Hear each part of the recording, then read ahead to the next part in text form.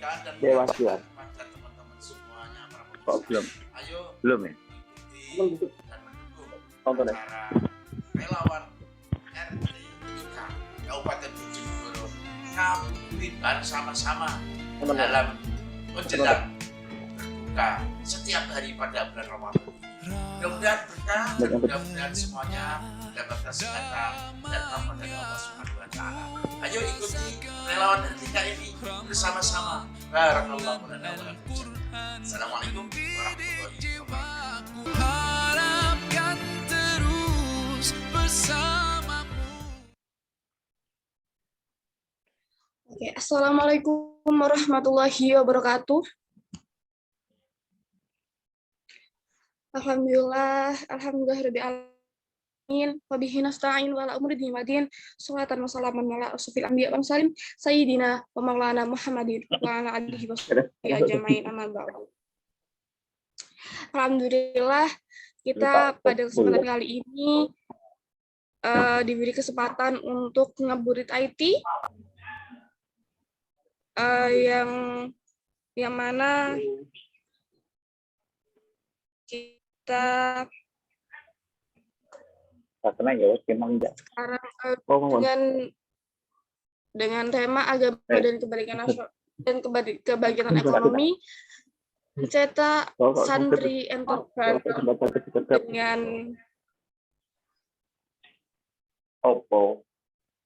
dengan Ustadz Kiai Haji Alamul Huda Masyur.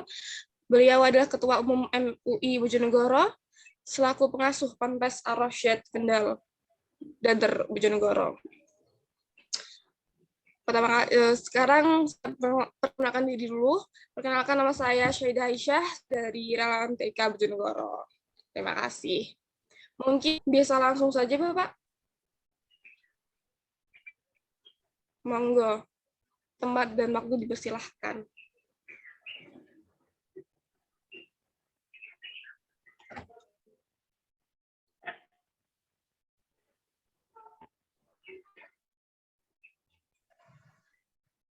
Halo?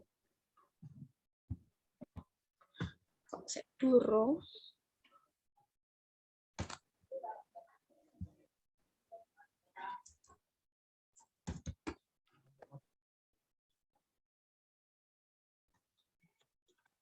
Nanti habis selesai materi, nanti kita ada sesi pertanyaan tanya jawab bagi audiens di sini. Tes. Masuk suaranya.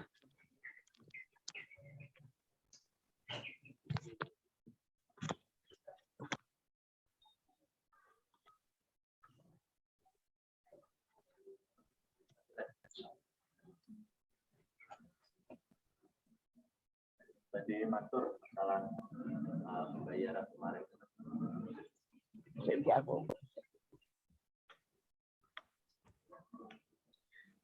Oke.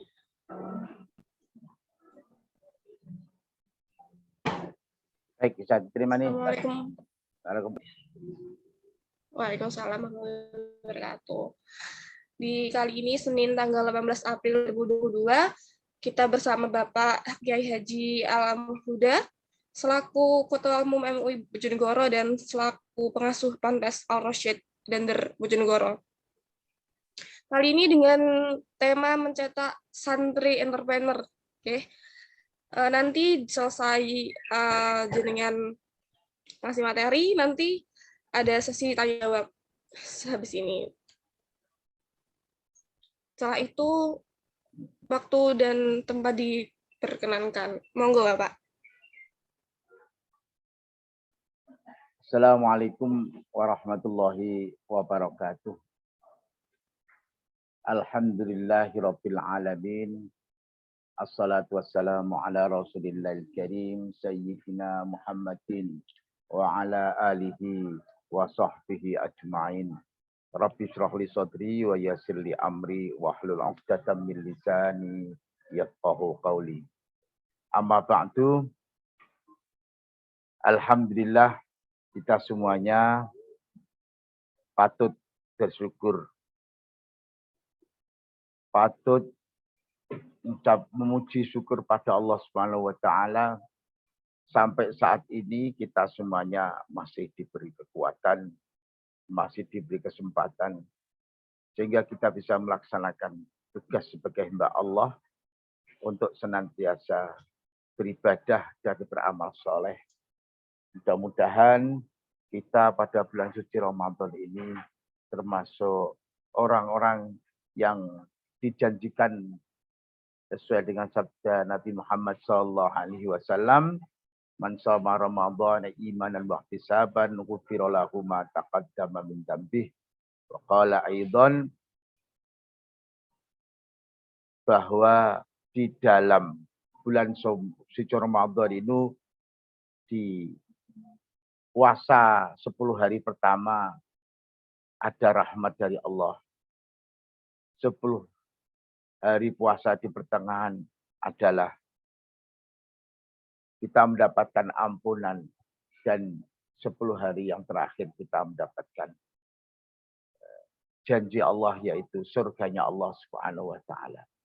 Jadi rencananya kita ini akan dimasukkan surga oleh Allah Subhanahu wa taala dengan syarat imanan wa ihtisaban. Para pemirsa yang berbahagia, pendengar sekaligus juga pemirsa di acara relawan TIK ini yang berbahagia. Tentunya kita semua melihat Indonesia saat ini mempunyai generasi yang cukup banyak yang disebut generasi Z ataupun generasi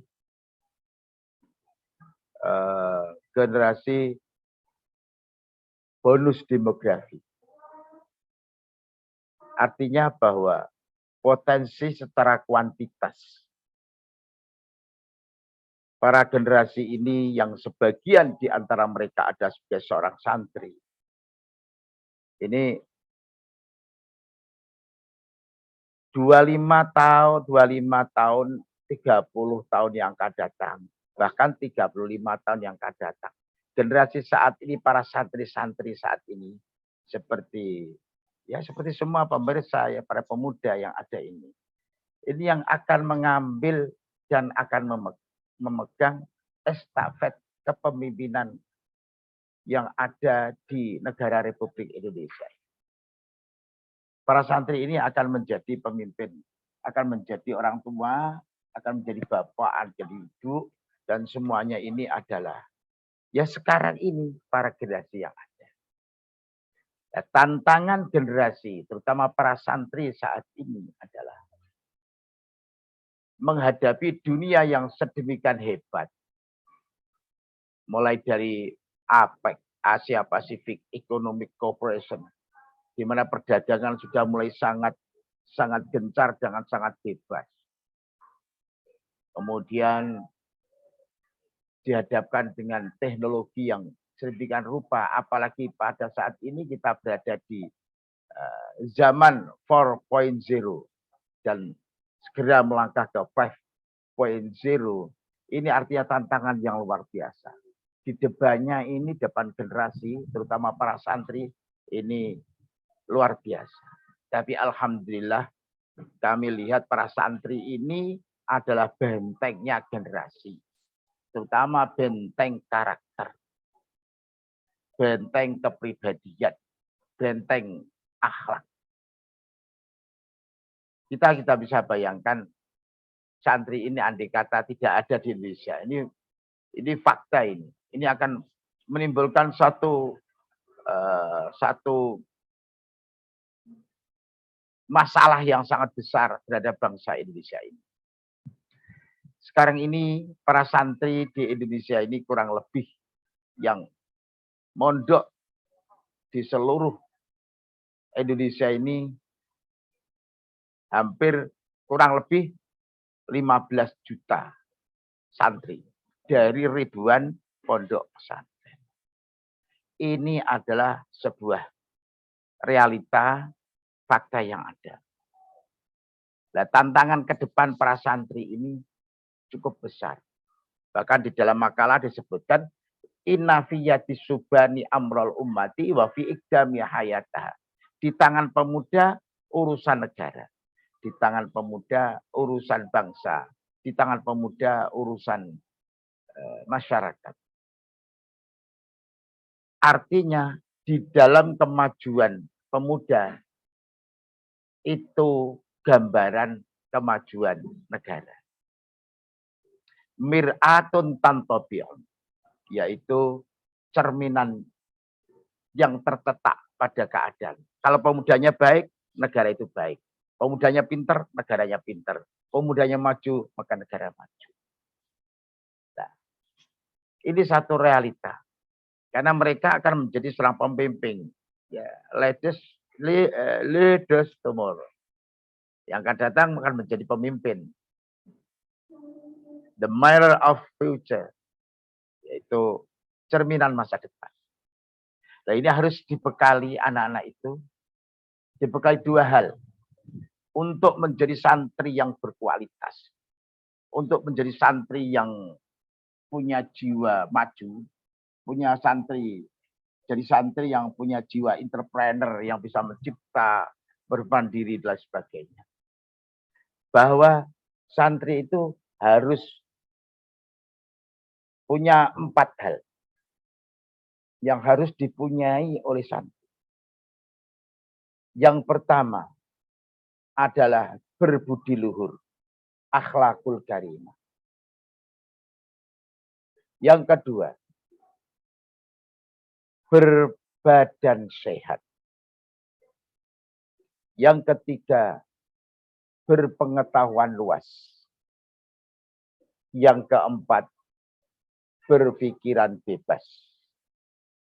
Artinya yang pertama, kenapa kita dahulukan bahwa yang namanya berbudi luhur. Akhlak ini menjadi tolak ukur mutlak eksistensi dari suatu bangsa.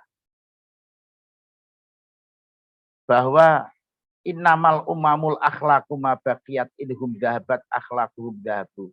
Sebenarnya dengan akhlak ini negara bisa dikatakan punya eksistensi. Ketika generasinya berakhlak, berkarakter, berinovasi, berbuat, maka negara itu akan tetap wujud dan punya eksistensi.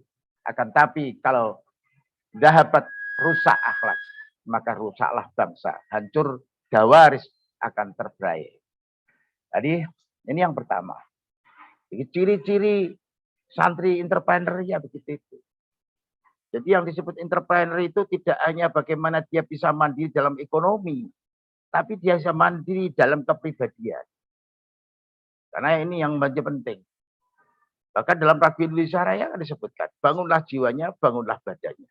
Membangun kita harus jiwanya dulu, jangan badannya dulu. Kalau jiwanya kita bangun, ketika menjadi kontraktor, maka akan menjadi kontraktor yang bagus, hasilnya luar biasa. Tapi kalau membangun dulu baru jiwanya dibangun. Jadi bangunnya belum jadi, belum diresmikan, sudah runtuh duluan. Mereka tidak hanya korupsi biasa, tapi makan jembatan. Makan jembatan. Besi-besinya dimakan semua. Karena dia berpikir tidak ada akhlak. Maka dulu kepribadian dulu. Baru akhlak. Maka bangunlah jiwanya, bangunlah badan. Saat itu. Karena itu budi luhur. Yang kedua berbadan sehat. Berbadan sehat itu apa? Berbadan sehat itu artinya bahwa anak itu harus mempunyai satu keberanian. Mempunyai semangat. Mempunyai jiwa kemandirian. Disebutkan innal fata mayaquluha anada. Generasi muda itu yang sebenarnya yang menekan diri saya. Inilah saya. Walaisal fata mayaqulu kana abi. Anak itu bukan karena membanggakan orang tua. Selagi siapapun anak orang kaya, anaknya kiai, anaknya ustadz, anaknya jenderal, anaknya presiden, anaknya menteri, siapapun. Kalau mengandalkan orang tuanya, maka ini kemuliaan yang tercela. Kemuliaan yang tidak ada. Semu al-wahid. Jadi ketika anak itu mandiri, inilah hak anak, inilah sebenarnya prestasi yang sebenarnya. Sebaik-baik generasi adalah dari keturunan orang baik, tapi mampu mendirikan prestasi dengan dirinya. This is the real entrepreneur. Inilah sebenarnya entrepreneur yang sebenarnya. Mampu dia mandiri, tidak hanya secara ekonomi, tapi kreatif pemikirannya, emosinya bagus, akhlaknya bagus. Yang ketiga adalah berpengetahuan luas. Berpengetahuan luas ini adalah maksudnya bahwa generasi ini tidak boleh berhenti dari belajar. Generasi ini tidak boleh berhenti menjadi orang baik. Harus terus berusaha. Tidak boleh puas dengan keadaan. Dunia ini sedang bisa membuat generasi muda harus bisa harus memperoleh sebanyak mungkin dari ilmu pengetahuan, berpikir, berbudaya dan sebagainya. Karena sekarang ini kita tidak lagi bertempur, berperang dalam hal banyaknya anak. Tentang bagusnya fisik, hebatnya, kuatnya fisik. Tapi sekarang ini kita sedang berperang melawan pemikiran yang terbelakang. Kita sedang berperang melawan bodohan. Sedang berlomba mencipta. Ini kalau ini generasi ini hanya generasi hedonis, generasi yang suka ngepehno, maka ini akan menjadi generasi terbelakang. Tidak pemenang tapi jadi pecundang. Alias kita hanya akan menjadi generasi yang dijajah. Jadi budak, bukan menjadi Tuhan. Ini berbahaya. Nanti bisa ditanyakan. Nah, kemudian yang keempat, ini adalah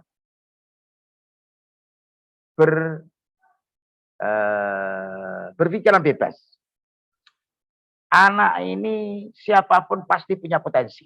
Generasi muda siapa punya potensi masing-masing. Ada yang suka IT, ada yang sukanya adalah bertani, ada yang sukanya adalah mencipta dari teknologi berupa teknologi fisika dan lain sebagainya, biologi dan lain sebagainya. Semua itu adalah harus berpengetahuan luas, berpikiran bebas. Artinya dia bisa bebas memilih. Sampai cara hidup dia harus menjadi petani atau bahkan sampai memilih partai, dia menjadi seorang politik itu partai bebas. Jangan partai itu karena sesuatu hal, tetapi dia harus bisa memilih mana platform yang terbaik. Memilih hidup ini supaya bisa bebas. Jadi kalau kita ini terbelenggu dengan keadaan yang ada, kalau kita ini terbelenggu, maka ini akan menjadi tanda-tanda kita menjadi manusia gagal dan pecundang. Dan ini memalukan bagi kita. Bonus demografi yang ada di dunia ini, Indonesia terbesar. Karena rencana nanti ada kira 20 juta generasi muda pada saat umur sekian itu. Nah, umur sekian ini 20 generasi muda, apa ada di dunia? Hampir tidak ada. Di dunia ini bonus demografi terbesar dari Indonesia. Nah, sekarang ini umur 17 sampai umur 35 sampai 40 tahun ini mereka. Jadi pas ketika 35 tahun yang akan datang. Panjenengan semua termasuk sampean Mbak itu yang akan menjadi generasi ke depan untuk menjadi orang-orang yang berkualitas, berbudi luhur, berbadan sehat, berpengetahuan luas, dan berpikiran bebas. Jadi mudah-mudahan ini sebagai satu refleksi pemikiran dari para pemirsa, saya juga bagi mudah-mudahan ini juga menjadi satu penjelasan yang mungkin ada manfaatnya nanti untuk bisa ditanyakan dialog yang lebih bagus supaya ini generasi ini tidak menjadi generasi diam, tapi generasi yang bergerak. Itulah yang disebut dengan the real entrepreneur. Karena santri yang entrepreneur. Karena kita ini bisa belajarkan santri maupun bukan santri hampir sama saja, tinggal wataknya. Santri itu bukan yang berada di pondok saja, tapi yang di luar pondok, di wataknya yang mempunyai 4 hal tadi, itu adalah santri. Jadi santri tidak boleh hanya diwatakan anak yang sarungan, anak yang pakai peci, pecinya lewer dan sebagainya. Bukan. atau gudikan, bukan itu. Santri itu yang 4 watak ini. Sehingga ya, ini menjadi tantangan buat semuanya bangsa Indonesia, terutama generasi yang berwatak santri dan para santri yang ada, baik di pondok pesantren maupun di berbagai tempat. Terima kasih, itu yang sementara yang kami sampaikan. Ayo Mbak, terima kasih. Ya, terima kasih. Mungkin ada yang mau bertanya, bisa di kolom chat atau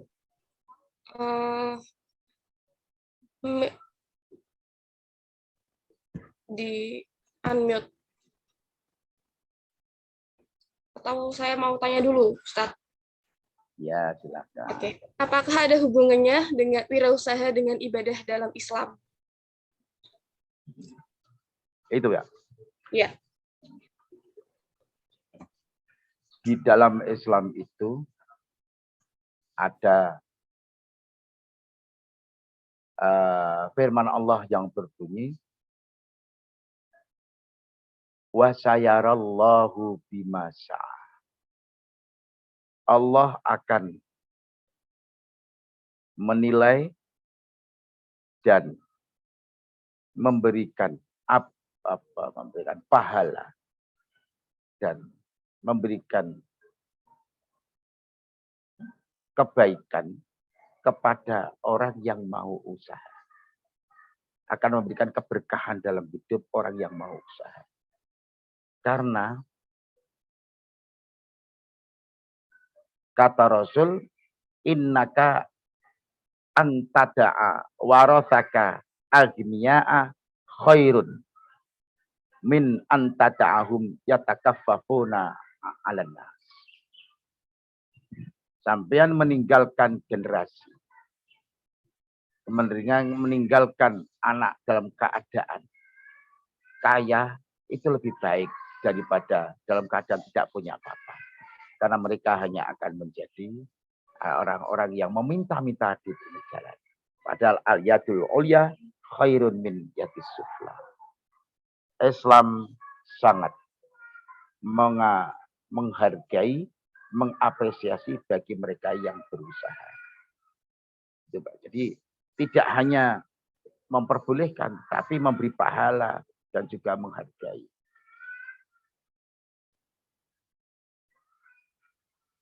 Mungkin yang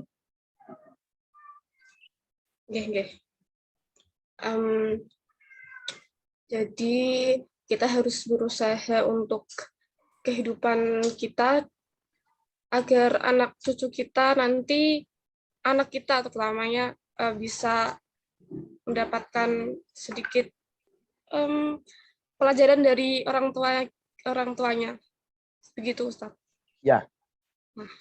Dan ini kan satu hal yang sangat penting, karena jadi kalau orang itu tidak punya usaha, ini dia akan punya mental meminta-minta.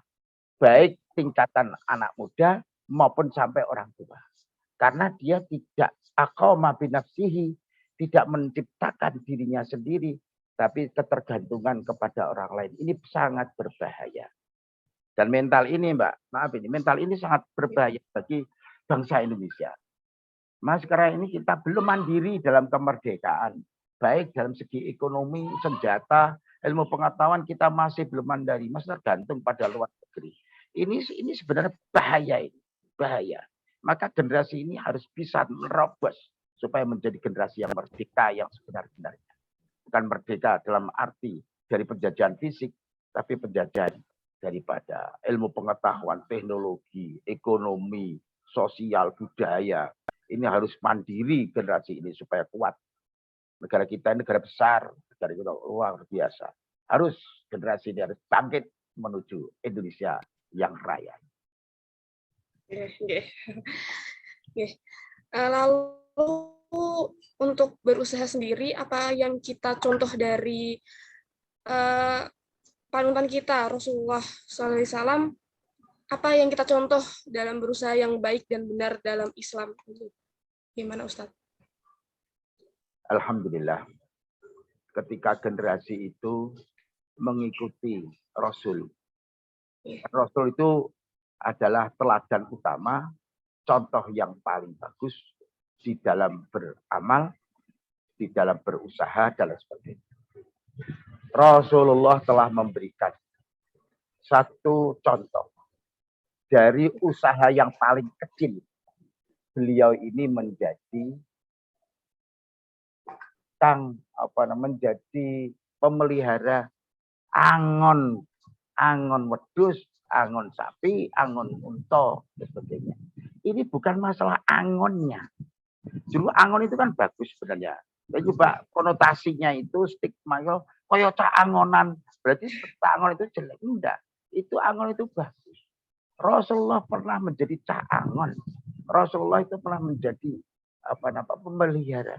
Ini pekerjaan dia kecil. Tapi tidak mau berpaku tangan dolanan harus kemari. Kalau sekarang ini gadget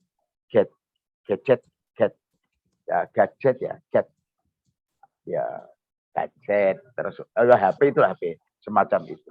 Nah sekarang ini bukan main dalam baik itu, tapi bagaimana membantu keadaan baik di dalam kegiatan sosial maupun ketika gerakan-gerakan berilmu pengetahuan dan memanfaatkan ilmu dengan sebaik-baiknya. Bagaimana membuka internet tapi diisi dengan ilmu pengetahuan, kemudian terobosan-terobosan yang ada. Ini kalau orang usaha itu sudah ada teladannya. Rasulullah. Barang berdagang pun Rasulullah memberikan contoh. Bahkan Rasulullah itu loh, berdagang itu tidak hanya menjual. Rasulullah itu sampai menggadaikan. Sampai ada gadai itu.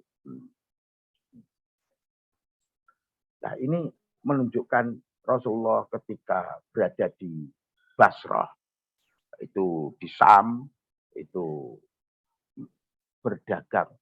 Dan dagangannya bagus karena kejujuran luar biasa. Jadi Rasulullah telah memberikan contoh yang terbaik bagi generasi berusaha, berdagang, dan juga memelihara dengan sebaik-baiknya. Ini sebagai contoh Rasulullah telah berbuat. Tirulah Rasul supaya tidak tersesat di dalam hidup ini dan supaya harta yang kita peroleh, harta yang barokah. Itu Pak, saya kira. Oke. Mungkin ada yang mau bertanya lagi, bisa open mic atau open video. Monggo.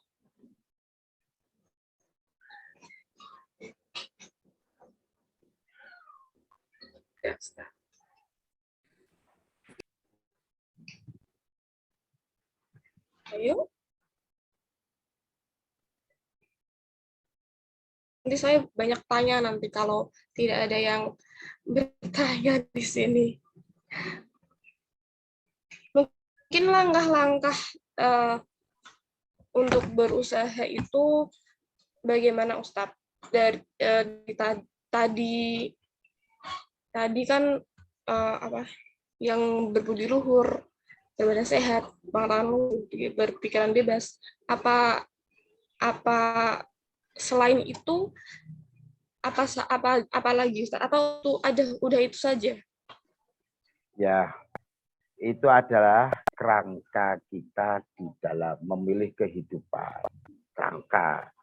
Tapi juga aplikasinya kan harus dilakukan dengan tanggung jawab, kemudian semangat. Dan maka saya memberikan konsep sebenarnya untuk melakukan suatu usaha itu harus ya jejak, madep, mantap. Artinya jejak itu bahwa kita sudah siap secara fisik, kita siap, modal seadanya kita siap. Ya madep kita punya arah tujuan, kita milih yang mana, kita memilih usaha apa, kita milih menjadi entrepreneur seperti apa. Itu harus sudah ada, tapi tidak boleh ngawur, pokok atau mergawi tapi nggak ngerti apa tujuannya dan juga apa yang didapat. Yang ketiga mantap artinya yakin bahwa apa yang dilakukan dengan konsep yang ada, dengan semangat yang ada itu bisa terwujud. Yakin. Kalau nggak punya keyakinan, bagaimana dia akan berbuat? Yakin. Ya yakin. Dan lebih penting lagi bahwa itu jujur.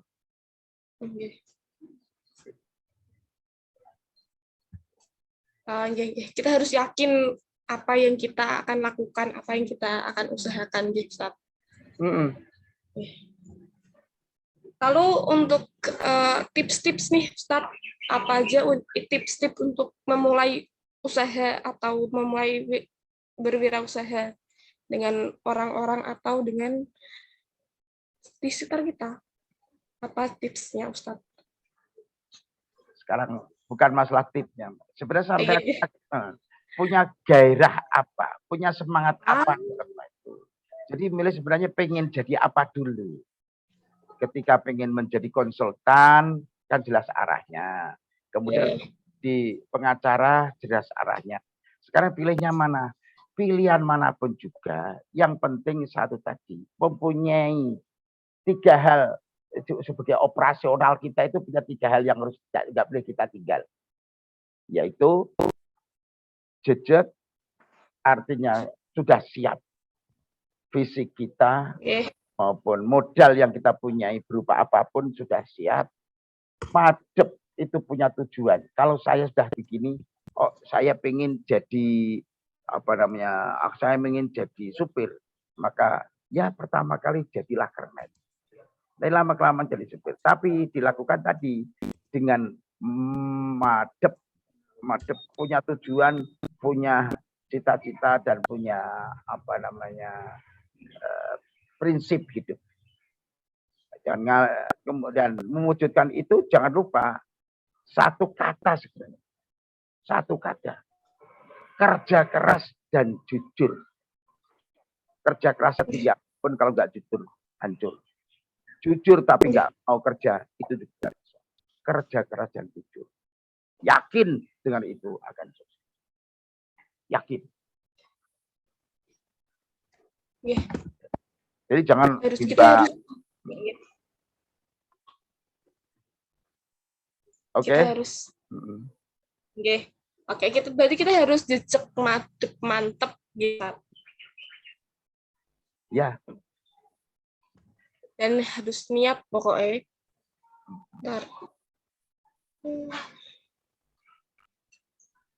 Mungkin apa doa untuk mengawali wirausaha kita atau mengawali hal-hal yang baik, Ustadz?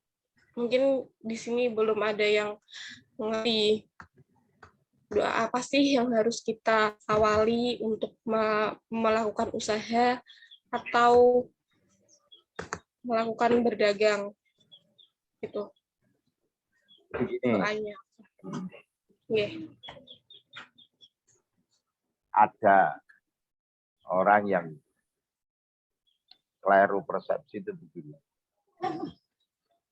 Dia menjual doa kaya. Kowe nek bayar sakmene koko tak kei donga sugih.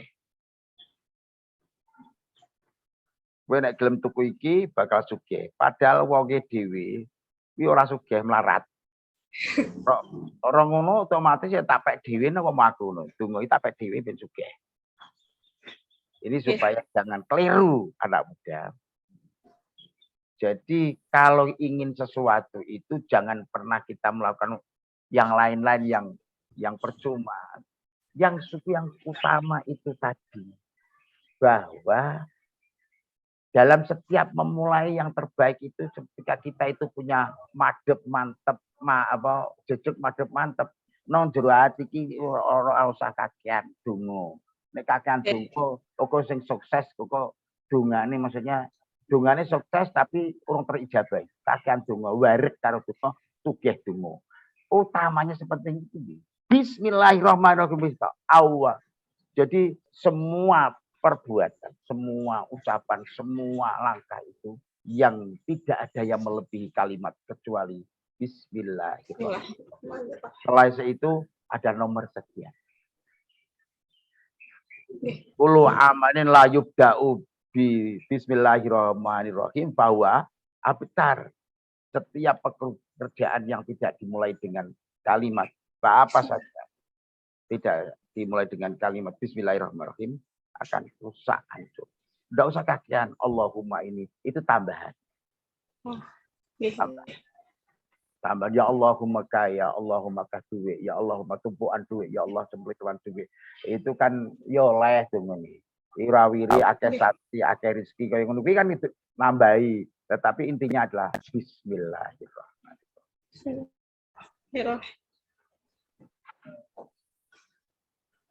Berarti inti dari memulai sesuatu adalah dengan bismillahirrahmanirrahim. Oh, Nggih. Siap. Tuh. Mungkin ada yang mau bertanya lagi?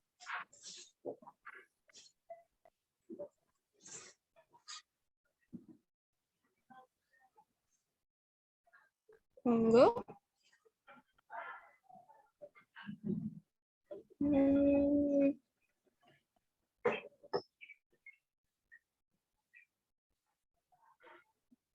Ayo, saya tunggu.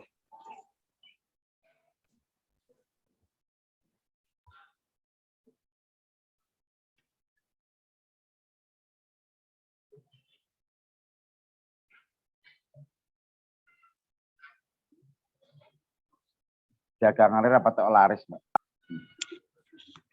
Nggih. Bentar, Pak.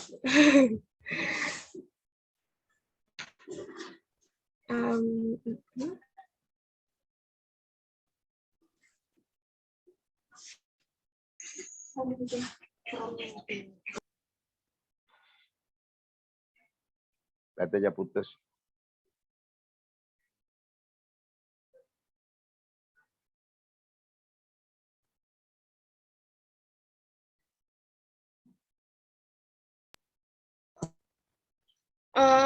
Mau bertanya, Ustadz,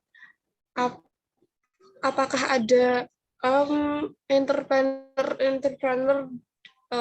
Islam di masa lampau atau di masa Rasulullah lah yang kita patut jadikan contoh selain Rasulullah? Entrepreneur setelah Rasulullah itu para sahabat. Terutama ya, itu entrepreneur yang sangat sukses di dalam ekonomi itu adalah Utsman bin Affan. Yang kekayaan yang sangat besar sekali. Jadi, baik di dalam perdagangan retail, kalau sampai sekarang retail, kalau dulu entah dinamakan apa, tapi sekarang retail, termasuk perdagangan armada. Armada kalau dulu, kalau sekarang bis, kemudian kalau tepak, truk, itu kalau zaman dulu itu unta. Sewa unta. Dulu itu unta dengan sekian banyak, kemudian disewakan maupun dijual. Kuda sekian banyak disewakan jual armada. Kemudian perdagangan emas dan sebagainya, beliau Sayyidina Utsman ini memberikan contoh bagaimana bekerja yang baik, semangat, dan juga menghasilkan. Dan itu entrepreneur yang tidak pernah lepas dari setiap kajian sejarah, khususnya kajian sejarah menjadi seorang entrepreneur. Siapa? Ya para sahabat. Siapa sahabat? Salah satunya adalah Utsman bin Affan.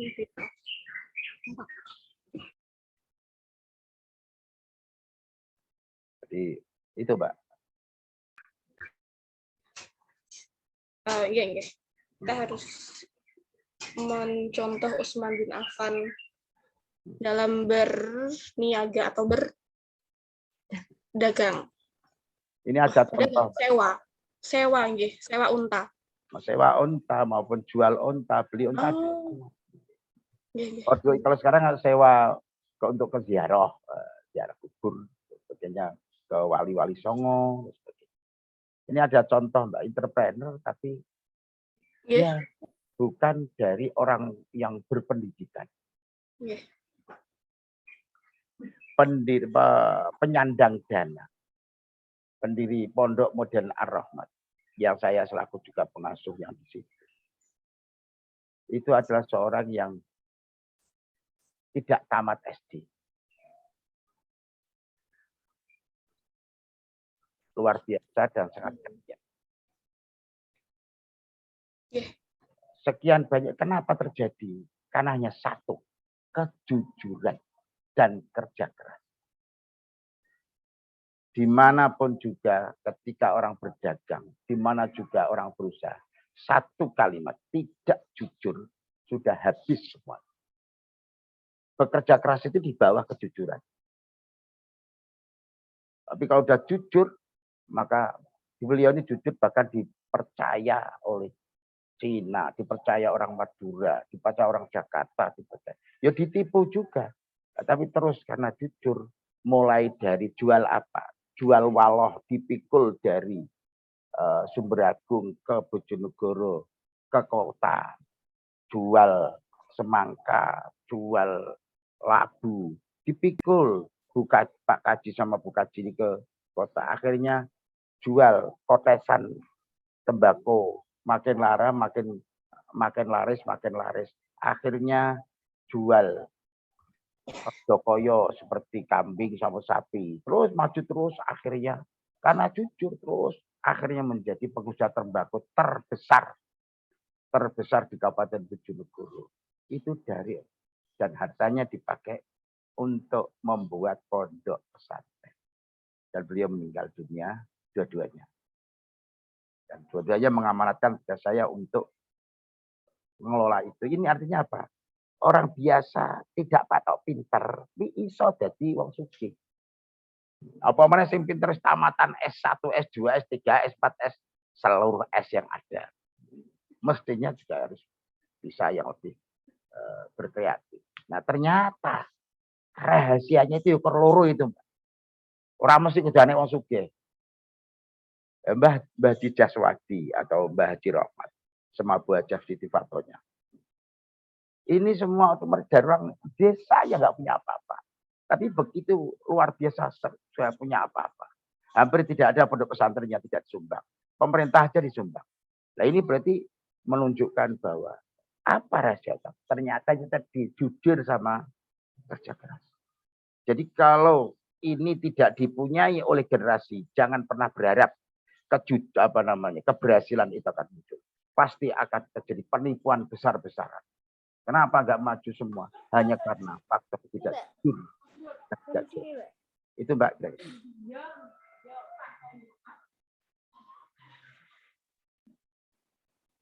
Jadi kita harus mengutamakan sifat jujur untuk berdagang. Oke. Kan sekarang lagi boomingnya atau lagi tren-trennya wanita-wanita mempunyai usaha atau udah menjadi entrepreneur yang sukses. Terus bagaimana tanggapan jenengan tentang wanita-wanita ini sebagai entrepreneur yang sukses dalam Islam? Jadi bagaimana tanggapan menurut pandangan Islam tentang wanita sebagai entrepreneur?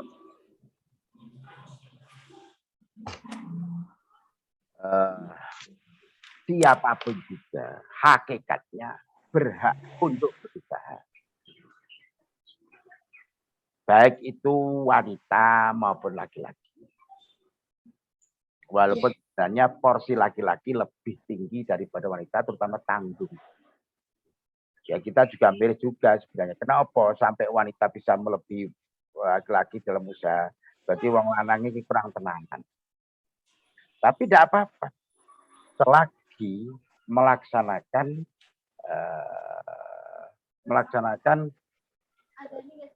ketentuan-ketentuan agama di dalam berdagang.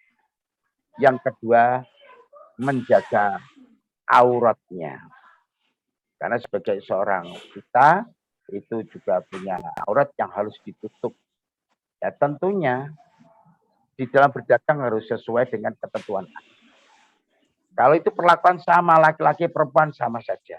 Hanya sebenarnya wanita itu kewajibannya itu masih kalah dengan laki-laki sebenarnya. Tapi kalau ada wanita entrepreneur sebenarnya laki-laki harus malu kok sampai kalah dengan ini. Tapi faktanya banyak wanita entrepreneur yang melebihi laki-laki. Yang penting pakai prinsip-prinsip agama, yaitu di dalam pelaksanaan dagang ya ada ijab kabul yang sesuai dengan petuntunan agama, ataupun itu ada titipan ya ada wadiah, kemudian ada tijarah, ada mudharabah, semua boleh dilakukan oleh seorang wanita kepada laki-laki atau wanita kepada wanita. Yang penting pakai prinsip al-bai' atau perdagangan dengan cara agama, tuntunan yang ada di dalam Al-Quran, hadis, ijma, dan qiyas. Baik, berarti kita harus sesuai peraturan dalam berdagang dan menutup aurat seperti itu. Dan dan lagi-lagi kita harus jujur dalam berdagang. Ya pasti. Ya, harus niat, Ustaz. Mutlak itu mutlak. Jujur itu mutlak. Jujur mutlak.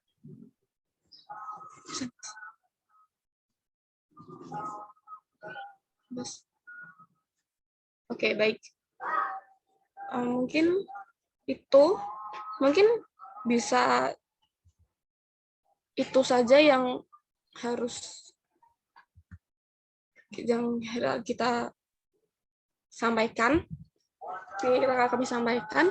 Mungkin udah waktunya Ustadz, udah mau jam 7 dan menjelang buka puasa. Jam 17.00 maksudnya, sorry. Dan menjelang buka puasa kita harus menyiapkan buka dulu di rumah maupun di pondok pesantren, Ustadz. Mungkin saya akan merangkum sedikit tadi yang Ustadz sampaikan. Nah, kita harus berintervensi, kita harus ada berbudi luhur, akhlakul karimah pertama, terus ada berbadan sehat, ketiga berpengetahuan luas dan berpikiran bebas. Terus kita harus jejak mantep untuk berusaha. Dan juga kita harus jujur. Paling penting kita harus jujur dalam berusaha untuk orang lain. Mungkin itu saja, Ustadz, dan kesimpulan saya. Terakhir kita tutup dengan berdoa, Ustadz. Monggo. Baik, mari semuanya berdoa pada Allah Subhanahu wa taala. Mudah-mudahan kita semuanya oleh Allah Subhanahu wa taala diberi sempat untuk bisa melaksanakan ibadah di bulan ini dan bulan Ramadan yang akan datang. Ramadan yang akan datang masih disempat lagi. Ramadan lagi, Mas. Ramadan lagi. Mudah-mudahan kita ini layak disebut ahli surga.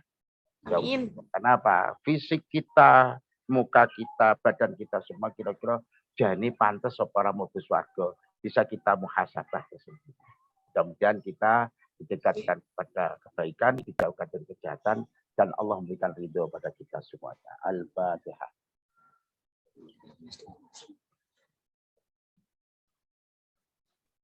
Allahumma shalli wa sallim ala sayyidina Muhammad wa sallim ala sahabati Rasulillah ajma'in walhamdulillahi rabbil alamin.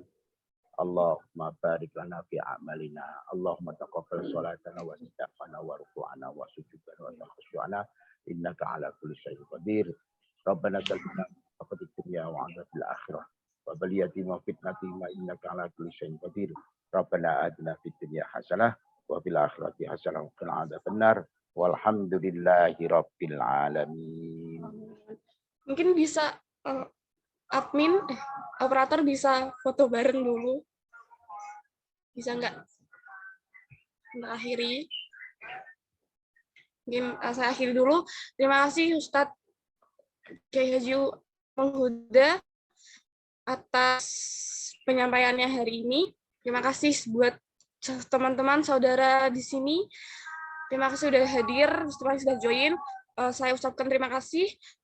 Saya mohon maaf sebesar-besarnya apabila saya ada perkataan yang salah.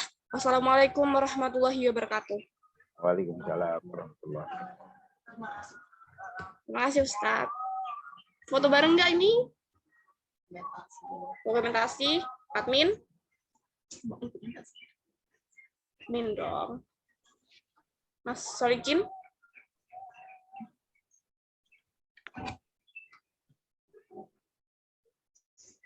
Iya.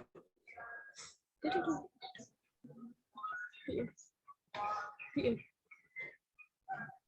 Di- View Udah ya? galeri. Udah. Terima kasih. Assalamualaikum warahmatullahi wabarakatuh.